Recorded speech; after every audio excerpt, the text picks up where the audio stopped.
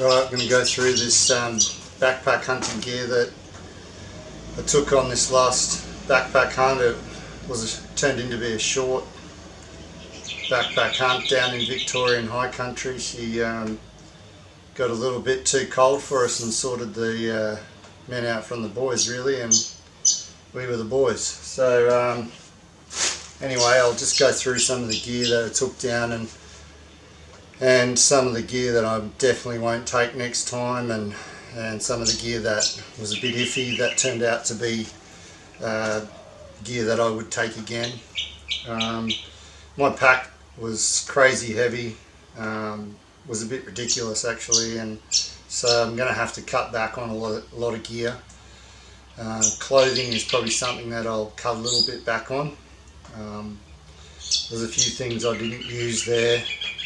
Having said that, it didn't rain.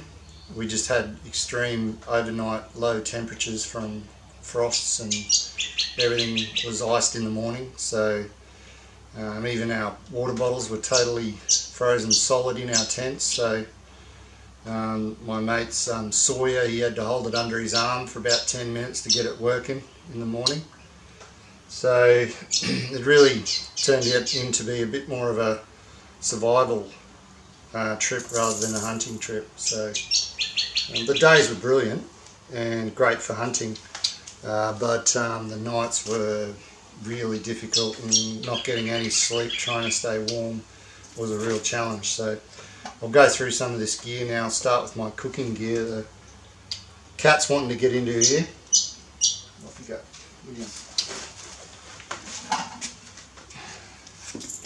So I'll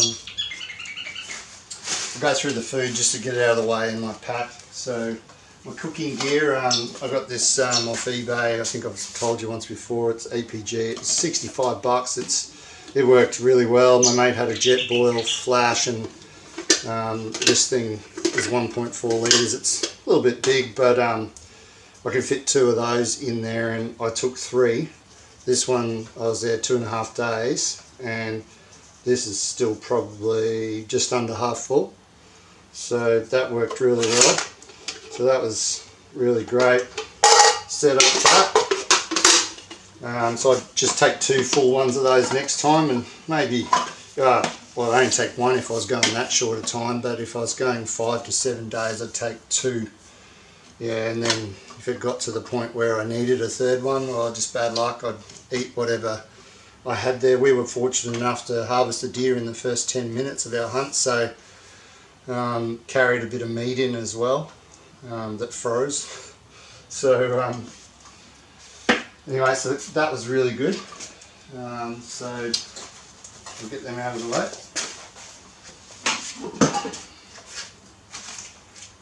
I had them inside a dry bag. I didn't really need to, but I did. Just carried everything in dry bags, so just to make sure that it all worked and everything stayed dry. Things that worked really well were these ones, these redhead firelighters. They were brilliant. They stayed lit and got us a fire going. You know, they stayed lit about 10 minutes.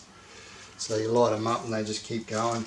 Burned really quite well. So I'd probably take, if I was going on a 7-day pack, I'd take probably 14 of those.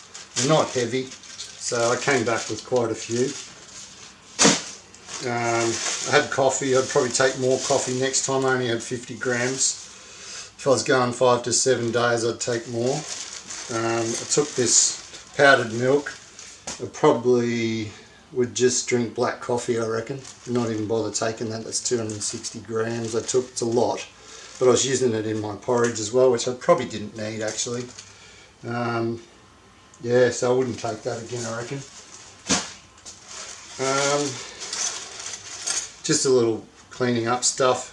It's light as, I'd take that for sure. I probably wouldn't take my knife and fork. I'd just take the spoon. Got salt and pepper there, I'd take that again.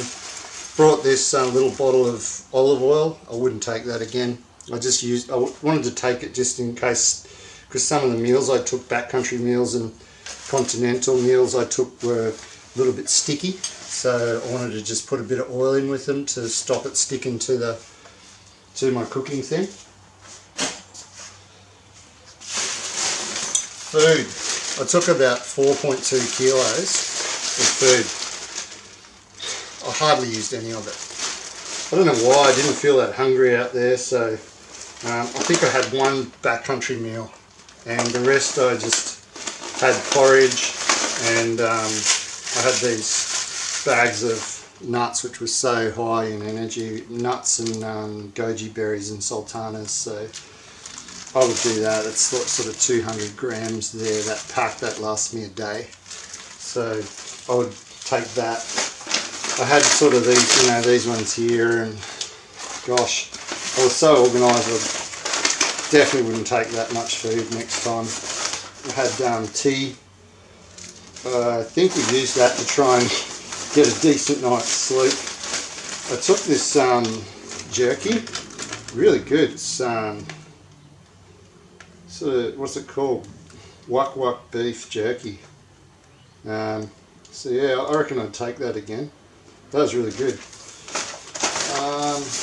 What else I got here? I did take soups and put some sort of, I was planning to have that for breakfast, but I ended up just having the porridge with the goji berries in it, and I threw a bit of sultanas in there as well. It's probably about 150 grams there of porridge with goji berries, and that was good enough in the morning, to be honest. So look, there's another one of the nuts that I took. It's only 150 grams. I did take, I don't know if they're in there, but I did take dried apricots, and I found those really high in energy, really good, keep the energy up during the day. So I'd probably halve that food on a 5 to 7 day hunt. I mean, we ate venison the first night, and that was good enough. Keep us going. We kept that venison with us and brought it out again. It was just the back straps we grabbed off that one, and didn't want to carry the legs around. So yeah, Josh shot that one with the rifle 10 minutes in. We literally bumped two deer, two hind and a fawn. They honked at us, and then 100 metres down the way, we look up on the hill, and there's another hind standing there. We're surprised actually, because thought that honking would just blow all the deer out of there, but it didn't seem to. So he harvested that hind, and we basically set up camp right there and then, because we walked in at about 2 o'clock. It was about 1:30 in the day we shot that deer, and ends up that I harvested one with a bow from 41 yards the next day, and it actually, no, 2 days later, and it was actually, we grabbed the meat off that as well, and it was weird, it was feeding back into us with the wind, and we just waited for it to come in close. I find it very unusual that they're feeding back with the wind. Maybe they're just really comfortable in the area where we were. It was quite secluded, very much in the back country. It's almost like farm fringe, but it actually wasn't farming area, so it was part of the huntable area in the state forest, I think it was. So anyway, I'll keep going with this. Getting to my pack. So this is the Paladin AMR.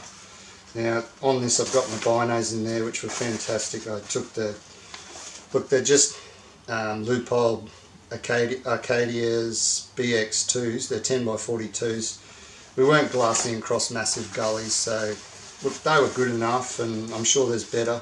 I know there's better, but they were good enough. In here I had just my Ventolin that I have to carry just in case, because cold weather doesn't like me and my asthma, so I'm usually pretty good with it. I only use it once a year, but safety. And I had a little bit of rope there that I carry in that pocket as well. It's actually for your phone, but I've got the iPhone 8 Plus and it doesn't fit. So good little pocket there. Over here I had the Magellan Explorer 610. I'm selling this thing. It's rubbish. It is so crap. I'd ended up using HEMA Maps on my phone, and that was better. I've got the full version of HEMA Maps on my phone, so it was really quick, and my phone didn't use much power when I had it on airplane mode, and HEMA Maps operated without the without any of that Wi-Fi, or not Wi-Fi, any of those that stuff on, so it worked in airplane mode. This goes with my, I've got the Paladin weapon release system that goes on the back of this. So normally I jimmied it on the side of my pack. Now I carried my bow on the side of that on the way out, and that was a pain in the ass. It was just hanging. It was hanging me over to the right, and it's just because my bow was too far away from my body. I love this thing when it's on my back, right in the middle of my back. It's just fantastic. I can carry the rifle on there and the bow in my hand, so that I have both options while hunting. But on this trip, obviously I had the big pack on my back, so I couldn't really carry that on the back, so I jimmied it on the side. If I had a rifle, it probably would have worked quite well, but with the bow on there being so big and out to the side sort of here, it was just pulling me this way. It was not comfortable on the pack out, being that I had 30 plus kilos. It was ridiculous how much gear I had, so definitely cut back on that this trip, next trip. So that's already quite a heavy bow with all this stuff on it. It's a Matthews Halon 6, yeah. So with 4 arrows on the side, just pulling me over to the side. Anyway, that was brilliant on the front, great, and had everything accessible. I had my camera in the front here, so I could just what you're watching this through. I had Nikon Coolpix 900 900p, I think it is. Anyway, it was really good. We didn't use it a huge amount more. I wanted to actually use it a bit more, but yeah, I don't think I'd take it next time, to be honest. I'll try a hunt with just bare essentials next time and just take my phone for photos.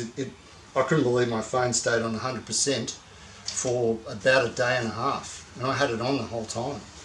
I couldn't believe it. And also I took in a really good battery power bank. I'll get to that a bit later, but it's had 3.5 charges with the iPhone 8. That's gone. Pack.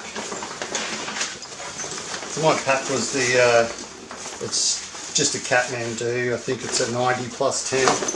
Quite a big pack, but really good pack. I found it great for my size. I did have you can see here, this is the outside. I did end up putting my tent on the outside here. So I had it sort of clipped on there. Wasn't the most ideal because it's just too much weight away from your body. I found probably it was a bit too heavy, and I also had another pack on the back. So just a day pack I had sitting sort of there, clipped on, and that also put weight out the back. I tried to have nothing in it, but it just put weight away from me, and need to try and keep all the weight next to your body if you can. Down on your hips if possible. But the pack carried really well, to be fair. It's glue on. I could have taken the glue on extra pack with that, but I much prefer this Tenzing pack that I've had for years. It's brilliant. All in all, that pack went really well. I just put a couple of those carabiners around here and attached it to my pack, as you probably saw the carabiners in the pack, and then down the bottom here I had another one here and another one over here, just around through a little clip there. So that's how I had that on. This is tied on just with the side straps. I've got it going under the weapon release system there. So that works while it goes around your bow, and then you can pull this cord here when these things are in, pull it and the bow just comes away. It's really quick. for quick hunting. So yeah, this pack was really good. Had the rain cover for the whole thing. Oh, that's not the rain cover, it's just a dry bag. That's the rain cover for the whole thing. Didn't use it, didn't rain, it's fine. Definitely would take it again. This is a good little dry pack though I got off that site called Wish. Yeah, they're like $2 including delivery. I mean, I couldn't be bothered buying those. It's ridiculous how much Cedar Summit bags cost. I know they're great, but Velcro, look, it was solid. Nothing was getting in there. It was airtight because I had to go like this to get all the air out. So it worked really well. So I'll just leave that there and I'll start another video with this next section. So that was basically my food, my packs, and a little bit about the rest of it. I'll go on to now the clothing that I was wearing.